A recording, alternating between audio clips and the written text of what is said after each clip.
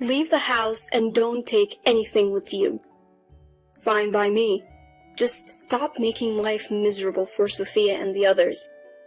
What on earth are these people talking about? But something inside me snapped at that moment. Alright, I'll leave then. Good riddance. That'll get rid of an annoyance. We can finally live happily just a family.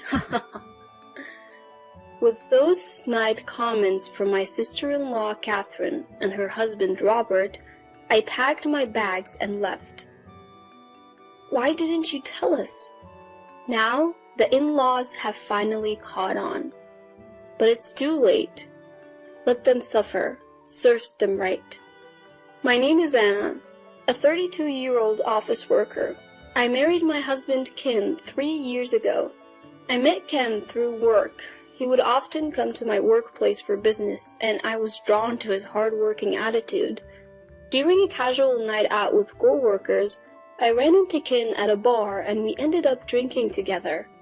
As the evening went on, we found ourselves sitting next to each other and engaged in various conversations.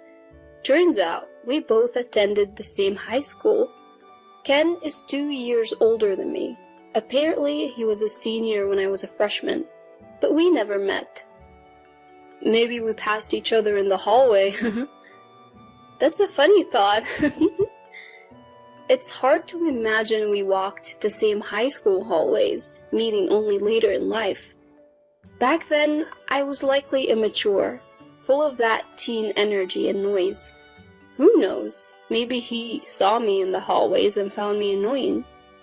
Thinking about it, I'm glad we met after we both matured a bit. That night out was the catalyst for Ken and me growing closer. He eventually asked me out to dinner and we started meeting up after work. One date led to another and we became a couple. Ken was kind, mature, and someone I could rely on. Gradually, I found myself falling for him. Our relationship progressed smoothly, and about a year in, Ken popped the question. Anna, you're the one for me. I think it's fate we went to the same high school. Will you marry me? Yes, I'd be honored. And so, we decided to get married. Next, we had family meetings with each other's parents. My parents were quite fond of Ken, which put me at ease. Who would have thought you both went to the same high school? That school has a great culture. I have a co-worker from there who's really dedicated. A trustworthy person, I'd say. My dad can be quite stubborn, so hearing him say that was a relief. Ken had graduated from a prestigious university and worked for a reputable company, so I wasn't too worried, but it was nice to have my parents' approval. Then, we visited Ken's family for another family meeting. That's when things got a little uncomfortable. Ken's parents weren't exactly the warmest people. So, you're Ken's fiancé. You're quite plain, aren't you? We were hoping for a supermodel or at least the daughter of a big company CEO, given where Ken works. Hey, Dad, Mom, that's rude. Just kidding. You always take things so seriously, Ken. Right, don't take it to heart. Just parent humor. Sophia, my mother-in-law, and William, my father-in-law, were clearly mocking me. You didn't go to a famous university and I've never heard of your company. But as long as you focus on housework and have children, it won't be an issue. They made it sound like I was just a housekeeper and a baby-making machine. The family meeting made me instantly uncomfortable around my in-laws. Nevertheless, we wrapped up the meetings and got married. Married life was blissful. We both worked hard at our jobs and shared household chores. Ken was an excellent cook, even better than me, so I always looked forward to his meals. Whenever I made a request, he'd whip up that dish and it would always taste amazing. Even when I'd come home tired from work, eating Ken's cooking would lift my spirits. Of course, when it was my turn, I put my all into cooking. Ken would always compliment my cooking, saying it was delicious. I really like the depth of flavor in Anna's cooking. I guess I tend to overcomplicate things a bit, you know? No way, Ken. Your food tastes like it came straight from a restaurant. I feel like we're having our own personal chef. Really, that means a lot to hear you say that. We were always full of praise for each other. That's why we've been able to have such a harmonious married life. 2 years have flown by since we got married, and we're still as close as ever. But there has been one nagging issue. We haven't been able to have kids. Now, it's only been 2 years, so we're not exactly in a rush, but the pressure from my in-laws has been substantial. When are you going to get pregnant, Anna? Sophia, you asked about this just last week over the phone. These things don't change overnight. What are you talking about? If you keep procrastinating, that's why you won't have children. Are you sure you're even capable? What? Did you hide that from Ken when you married him? Absolutely not. If you're lying, I won't let it slide. Sophia often cornered me like this. Eventually, I underwent fertility testing and reported to my in-laws that I was fully capable of having children. They weren't exactly thrilled, but at least they understood I could have kids. Still, they continued to heap on the pressure. If you're capable of having kids, then hurry up. What a useless daughter-in-law. Being pressured like this only makes it harder to conceive. Every visit to the in-laws' house became an ordeal, and both of them would only criticize me when Ken wasn't around. Sophia would often call to confirm Ken was away before launching into her tirades. Life with Ken was great, but dealing with the in-laws was causing me a lot of stress. I felt uneasy, fearing that I'd have to endure their criticisms indefinitely. However, amidst all this, another issue arose. William, Ken's father, became frail and needed nursing care. And, of course, the in-laws expected us to move in with them. Ken is the eldest son, so it's only natural that he helps out. Since you can't have kids, the least you can do is be useful. They continued to press us like this, and Ken, unaware of the emotional toll his parents were taking on me, broached the subject of us moving together. Mom seems to be struggling a lot. I really want to help out if I can. What do you think? I was really torn. Living together would likely be hard. My in-laws have been giving me a hard time behind Ken's back. If I outright say no, Ken would be shocked. So I decided to lay down some conditions. Okay, I get that Sophia and the family are having a hard time. Can I ask some conditions of my own? Sure, go ahead. I'm the one asking for a favor after all. Thanks. First off, I won't be taking care of William. Normally, that should fall on Sophia or their actual son, you, Ken. Also, I want to continue working. If you can agree to these 2 conditions, then we can live together. As I said this, Ken looked at me seriously. He might be disappointed. Maybe he'll say it's a problem if I'm not willing to cooperate with his parents. But Ken looked me in the eye and said, "All right, I accept your conditions. I'll make sure not to put any burden on you." Facing Ken, who looked at me straight on, I decided to trust him. And so we moved into my in-laws' house to begin our life together. They seemed to think they could boss me around as Sophia quickly started issuing orders. "Anna, please take care of William. And also, could you clean the shower and handle all the cooking?" Sophia said this as if it were a given, but I trusted Ken, so I stood my ground. I won't be doing any nursing care for William. That's not my role. I'll help out with household chores as much as I can, but not to the extent that it interferes with my job. So don't pile everything on me. Hearing this, Sophia's eyes widened in anger. What? What are you saying, Anna? If you won't do it, then who will? That would be the job of you, Sophia, or Ken. What are you talking about?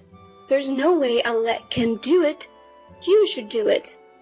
Sophia yelled at me, and during dinner she said, It seems Anna doesn't care about us at all. She doesn't even want to help with William's nursing care. All I asked for was a little help in tough times. Sophia tried to make it seem like I was the one at fault. She probably thought Ken would scold me, but Ken said, Well, those were the conditions for living together. Huh? My in-laws were surprised. Ken continued unfazed. When we agreed to live together, Anna and I made a promise. She won't assist with any nursing care and she will continue to work. What? You can't be serious? The in-laws were speechless. Stunned by how things had unfolded, inside I struck a mental victory pose. I regretted not talking to Ken about the harassment from the in-laws sooner. From that moment on, they couldn't boss me around anymore, and they seemed frustrated. For the most part, I lived peacefully without any unreasonable demands. Of course, I still helped with chores and contributed money to the household through Ken. I thought the in-laws would resent me if I gave the money directly. Then William's health started to decline and he needed to be hospitalized. The doctors said the treatment and hospital fees would be quite expensive. Sophia was really stressed about it. I am on a fixed income now. Why does this have to cost so much? Ken had reduced his work hours to help care for his dad, so our income had decreased too. Seeing Sophia struggle, I decided to help out financially. I told Ken, Give this to Sophia and say it's from you, offering to cover William's monthly medical bills. Ken initially refused, but he really cares for his parents, so I insisted. Don't be shy, we're married after all, I said. Ken replied, Thank you, this really helps. Grateful for my support. We continued our lives together while William underwent treatment. Then one day, an unexpected visitor arrived. Catherine, my sister-in-law. So, Dad's in the hospital? Tough break. But that means there's an empty room here, right? So we can move in, can't we? Catherine had barely set foot in the house before she dropped this bombshell. We'd only met her a few times, like at our wedding and hers and at family events. Since we moved into the in-laws' house, she'd never visited. So her sudden appearance and proposition caught me off guard. It seems she wants to live here. Honestly, I'd prefer if she and her husband moved in and we moved out. But Sophia declined, saying, Ken's here now, and Dad might come back, so it's not possible. Catherine seemed to have expected this and quickly backed down, saying, Yeah, figures. However, she did make it clear that she was ready to move in any time. From that point on, Catherine started visiting the in-laws' house more frequently. Today, I made dinner inspired by what Mom taught me. What do you think? Catherine had been frequently cozying up to Sophia. It seemed like she was eager to replace us in our joint living arrangement. I had an inkling that something was off about Catherine. Could she be hiding something? Around that time, an unexpected event occurred. Ken got into a car accident on his way home from work and passed away. I rushed to the hospital, but it was too late. I was devastated. To lose my beloved partner so soon. I had wanted to make so many more memories with Ken. The in-laws were also grieving over the sudden news of Ken's death. Even after the funeral, I couldn't come to terms with Ken being gone and felt really down. My boss gave me an extended leave, hoping I would recover soon. But being in the in-laws' house, my heart felt no peace. I had paid for William's medical treatment for this month and planned to stay there until I found a new place. I was also a bit worried about Sophia being alone. We might not like each other very much, but we've both lost someone dear. We're both hurting, I thought. But then Sophia trampled all over my good intentions. The tipping point came one day when Catherine and her husband visited. Why is Anna still here even though Ken has passed away? Catherine questioned Sophia like that. Sophia chimed in, I was thinking the same thing. We've been busy with the funeral, but we're not obliged to keep Anna an outsider here. Fueled by Sophia's words, Catherine and her husband became even more assertive. Outsiders should leave, and leave your assets too. Exactly. Don't burden Sophia and the rest any longer. What on earth are these people talking about? But something in me snapped then. Fine, I'll leave. They looked surprised when I easily agreed, but then they smirked. Now we can get rid of the troublemaker. We can finally live happily just as a family. Don't worry, Mom. From now on, we'll be the ones living here. As they spoke those words, I packed my bags and left. A month had passed since then. Living in a studio apartment near my workplace, I had been focusing on my career. Then one day, I received a call from an unknown number. Hello? Thinking it might be work-related, I answered. It was Sophia. Anna? Why didn't you tell me? I had no idea you were the one paying for William's medical bills. And the money in the house, it wasn't Ken, but you. It was too late for the people in my in-laws' house to realize the truth. They had it coming. I thought it would make things easier if we said the money came from Ken. Truthfully, Ken was cutting back on work to help with William's nursing care, so I was the one making significantly more money. So that's how it was. I'm sorry for not noticing. Can you help us again? No way. What? Why? I always tried to be minimally supportive as family, even when mistreated by you and others. But you continued to harass me without knowing the truth, even trying to kick me out. I've put an end to my martial ties with the late Ken. We're now complete strangers. Please figure out how to handle William and your daughter's family issues on your own. I said that and hung up. Then I blocked her number. I later learned from a relative still in contact with me that William had tried to force Sophia into a divorce to prioritize his own treatment. He probably thought they could afford it if one less person needed supporting. However, Sophia refused, insisting she would only agree to a divorce if she got a huge settlement. Right now, their family is a mess, embroiled in legal battles. Both are being emotional, but they'll soon realize the lawyer fees will bleed them dry. Eventually, there won't be any assets left to divide. Catherine and her husband, it turns out, had debts, and they were close to being kicked out back then. In-laws have just now realized the fact, but it's too late. They were planning to mooch off my in-laws, but that failed miserably as my in-laws are now on the brink of divorce. Currently, Catherine and her husband are living in a cheap apartment and are asking relatives and friends for loans. However, no one is lending them money because they can expect that they will never get it back. Their debt will continue to grow with interest, making their situation even worse. Knowing my in-laws are spiraling downward like this, I thought, serves you right. I decided to put them behind me and move on. Of course, I'll never forget Ken, who was kind to me. I plan to live my life to the fullest so that someday we'll have a lot to talk about in heaven.